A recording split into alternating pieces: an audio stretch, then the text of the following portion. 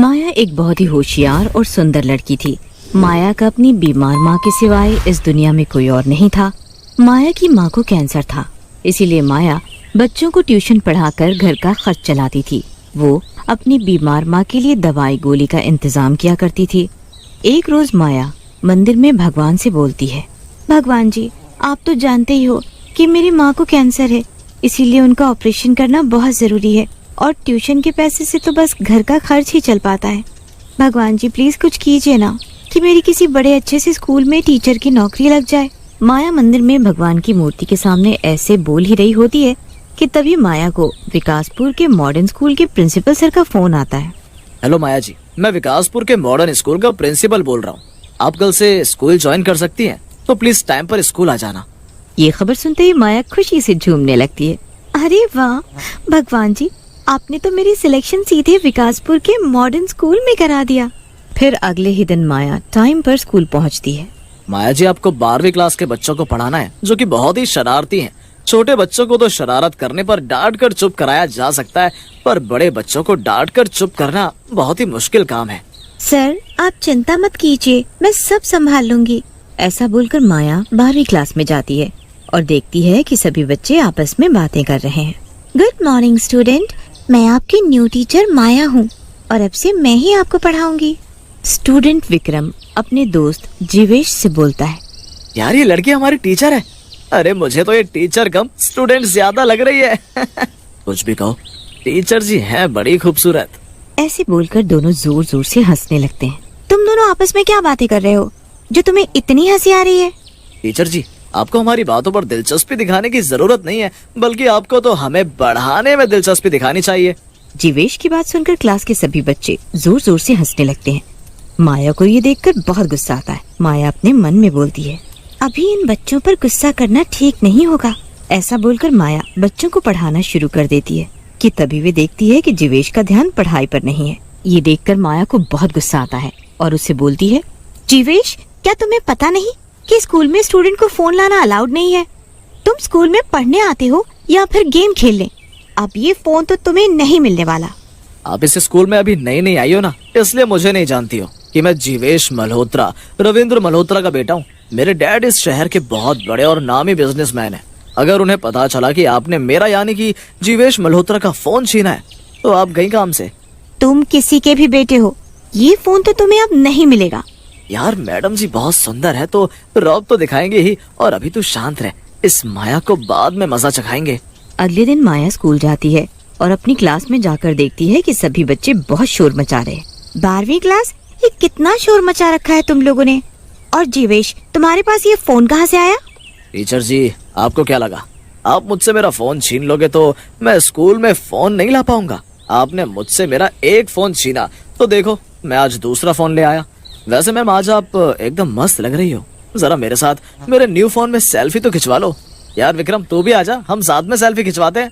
ऐसे बोलकर जीवेश और विक्रम माया के पास जाकर खड़े हो जाते हैं और जीवेश मैम के साथ जबरदस्ती सेल्फी लेने लगता है।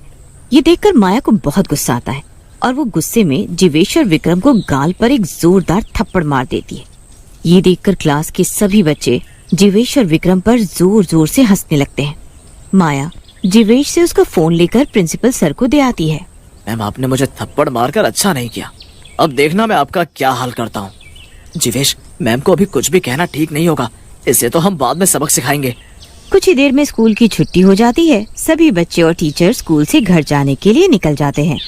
विक्रम रास्ते में जीवेश से बोलता है, यार जीवेश, माया टीचर स्कूल के पीछे वाले रास्ते से अपने घर जाती है और उस रास्ते में ज्यादा कोई आता जाता भी नहीं है, तो यही मौका है उस माया से अपने थप्पड़ का बदला लेने का। विक्रम और जीवेश माया को रास्ते में रोक लेते हैं और माया से बोलते हैं, क्यों टीचर जी, हमें थप्पड़ मारकर बड़ा मजा आया ना आपको, अब हम दोनों आपका वो हाल करेंगे जो आपने सपने में भी नहीं सोचा होगा। अरे विक्रम, जरा टीचर के हाथ तो पकड़ना। विक्रम, ये क्या कर रहे हो तुम? देखो मैं कहती हूँ मेरा हाथ छोड़ो, हाथ छोड़ो मेरा। तभी जीवेश अपनी जेब से ब्लेड निकालकर माया के हाथ पर जोर से कट मार देता है। माया जोर से चिल्लाती हुई विक्रम से अपने आप को छुड़ाकर वहाँ से भागने लगती है कि तभी एक कार माया को टक्कर मारकर निकल जाती है। अरे यार विक्रम, ये क्या हो गया? माया टीचर के सर से तो बहुत खून बह रहा है, कहीं ये मर गई तो? यार हम दोनों को यहाँ से भागना ही ठीक होगा। और ऐसे बोलकर दोनों दोस्त वहाँ से भाग निकलते हैं। कार से टक्कर लगने से माया की मौत हो जाती है और वो एक डरावनी चुड़ैल बन जाती है। नहीं नहीं, मैं मर नहीं सकती। अभी तो मुझे मेरी बीमार माँ का कैंसर का ऑपरेशन भी करना है। अगर मैं तो मरकर एक चुड़ैल बन गई, मेरी मौत का जिम्मेदार वो कार वाला नहीं बल्कि जीवेश और विक्रम है। मैं छोड़ूंगी नहीं उन दोनों को, बिल्कुल नहीं छोड़ूंगी मैं। ऐसे बोलकर चुड़ैल फिर से माया के रूप में बदल जाती है और अगले दिन स्कूल पहुंचकर अपनी क्लास में जाती है। माया को सही सलामत देखकर विक्रम और जीवेश के होश उड़ जाते हैं। यार जीवेश, ये माया टीचर तो बिल्कुल ठीक है। कार से टक्कर लगने के बाद भी इन्हें कुछ नहीं हुआ। माया बुक लेकर बच्चों को पढ़ाना शुरू करती है कि तभी जीवेश अपना नया फोन निकालता है। माया विक्रम और जीवेश को देख लेती है और दोनों के पास जाकर उनसे उनका फोन छीनकर डस्टबिन में फेंक देती है और वे एक चुड़ैल के रूप में बदल जाती है। माया टीचर को चुड़ैल के रूप में देखकर क्लास के सभी स्टूडेंट थर थर कांपने लगते हैं। बहुत मजाक बनाया है तुम बच्चों ने मेरा, और बहुत शोर मचाते हो ना तुम सभी, तो अब शोर मचा कर दिखाओ। अरे क्या हुआ? शोर मचाओ ना, मचाओ ना शोर। चुड़ैल जोर से हंसते हुए बोलती है। क्या हुआ? आज पूरी क्लास एकदम शांत है। सबको शांत होना भी चाहिए क्योंकि मैं माया टीचर नहीं बल्कि मैं माया चुड़ैल हूँ। और अब सबसे पहले सजा विक्रम और जीवेश को मिलेगी। अरे ये क्या? जीवेश और विक्रम, तुम दोनों दोस्त अभी तक मुर्गा नहीं बने। चुड़ैल जी, हमें माफ कर दो। हमने तो कुछ ऐसा नहीं किया है जो आप हमें इतना डरा रही हो। विक्रम की बात से चुड़ैल को गुस्सा आ जाता है और वे विक्रम को डंडे ही डंडे मारने लगती है। अरे चुड़ैल जी, मेरे दोस्त को इतना क्यों मार रही हो? छोड़ दो बेचारे को। इसे तो मैं नहीं छोड़ूंगी और साथ में तुझे भी अच्छा सबक सिखाऊंगी। ऐसे बोलकर चुड़ैल जीवेश का गला पकड़ लेती है। जीवेश जोर से चिल्लाते हुए बोलता है। अरे चुड़ैल, छोड़ दो। तू मेरे डैड को नहीं जानती हो। अगर उन्हें पता चला कि तूने मेरा गला पकड़ा है और मुझे बहुत मारा है तो वो जिंदा नहीं छोड़ेंगे तुझे जान से मार डालेंगे। चुड़ैल जोर से हंसते हुए बोलती है। तुम दोनों ने मुझे जिंदा छोड़ा ही कहाँ है जो मुझे मार डालोगे, मगर अब मैं तुम दोनों को नहीं छोड़ूंगी। तुम दोनों को जान से मार डालूंगी। जीवेश का शोर सुनकर प्रिंसिपल सर वहाँ आ जाते हैं और चुड़ैल को देखकर उनके होश उड़ जाते हैं। हे भगवान, ये क्लास में चुड़ैल कहाँ से आ गई? अरे बच्चों, आपकी माया टीचर कहाँ है और ये चुड़ैल क्लास में कहाँ से आ गई? क्लास का बच्चा रोहन प्रिंसिपल सर से बोलता है। प्रिंसिपल सर, ये चुड़ैल ही माया टीचर है। माया, तुम एक चुड़ैल हो और तुमने जीवेश का गला क्यों पकड़ा हुआ है? अरे छोड़ दो इस बेचारे को, नहीं तो ये मर जाएगा। नहीं छोड़ूंगी। इस विक्रम और जीवेश को जान से मार डालूंगी।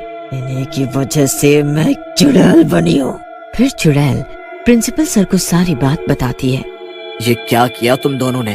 तुम्हारी वजह से माया मैम की मौत हो गई। अरे तुम दोनों को पता भी है कि माया मैम के सर पर उनकी बीमार माँ की कितनी बड़ी जिम्मेदारी थी। उन्हें अपनी माँ के कैंसर का ऑपरेशन भी कराना था। अब बेचारी माँ का क्या होगा? हमें माफ कर दो टीचर जी, हमें इस बात का जरा भी अंदाजा नहीं था। हमें माफ कर दो। नहीं, मैं तुम दोनों को नहीं छोड़ने वाली। तुम्हारी वजह से मैं अपनी माँ से दूर हो गई। मेरे सिवा उनका कोई नहीं है। अब उनका कैंसर का इलाज कैसे होगा? कौन उनका ख्याल रखेगा? पता मुझे। जीवेश और विक्रम को अपने किए पर बहुत पछतावा होता है और वो दोनों चुड़ैल से हाथ जोड़कर माफी मांगते हैं। चुड़ैल जी, मैं आपसे वादा करता हूँ कि मैं आपकी माँ का कैंसर का ऑपरेशन कराऊंगा और उनकी पूरी देखभाल भी करूंगा। आप मुझे एक मौका तो दो। जीवेश की बात सुनकर चुड़ैल जीवेश को छोड़ देती है और जीवेश अपनी बात के कहे अनुसार माया की माँ का ऑपरेशन करता है और उनका पूरा ध्यान भी रखता है। ये देखकर माया की आत्मा को मुक्ति मिल जाती है और वो आखिरकार वहाँ से चली जाती है।